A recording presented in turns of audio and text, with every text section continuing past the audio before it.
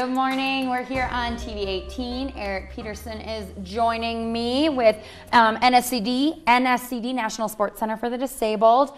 Lots of things going on with NSCD and your involvement. Tell me kind of why people choose to come work with you guys and your coaches, and why the Winter Park area, what makes you special?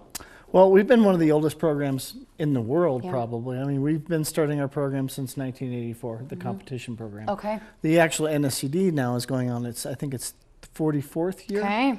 You know, which is really exciting. So we have the Wells Fargo Ski Cup coming up at the end of February. I think it's the 24th or 23rd, 4th, and 5th. You know, it's a big fundraiser for us. It's a big show. You know, people love to watch the races there and stuff like that. Yeah. But to start with, in January, at the beginning of January here, from the 4th through the 6th, we actually have all these athletes that are coming from even around the world to come to compete in Winter Park and you know, and to show their stuff and get some racing experience under their belt. So. Do you have people come from the non-competition arm of NSCD into the competition part? We are working with what we call our bridge program. So what we do is we'll bring people in that might have some interest in Paralympic sport.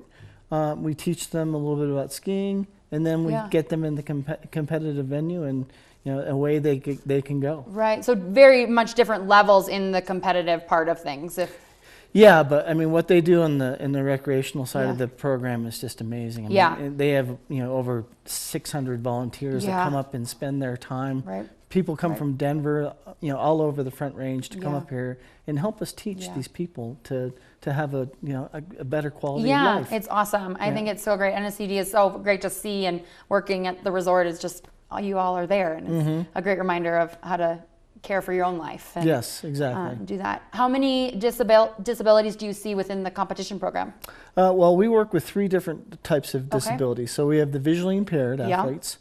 We have what we call our standing athletes, which could be, you know, an amputation of the arm or the leg, or they might have cerebral palsy. And then we have the sitting categories, and those people, they could be very well, you know, a birth defect like spinal bifida, or they could be a paralysis due to an accident. So, so those are the sitting categories. And when you watch those guys rip around the mountain, you know, people definitely turn their heads. Yes. And I mean, even blind, visually impaired. That's amazing. Yeah.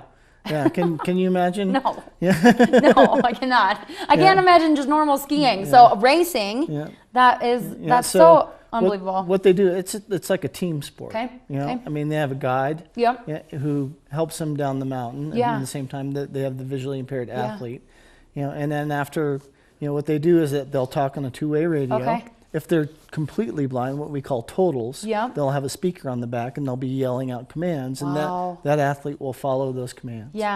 Do the 3 categories translate into like how you compete in like the Paralympics? Yes. You have 3 different categories? Exactly. So the visually impaired will compete against themselves. And so will the standing athletes like Adam. And then the sitting athletes will compete against themselves as well. So they're, you know, there's a lot of award ceremonies. That's okay. That's okay. People are, that's impressive. So that's awesome. Do one category more or less have more people?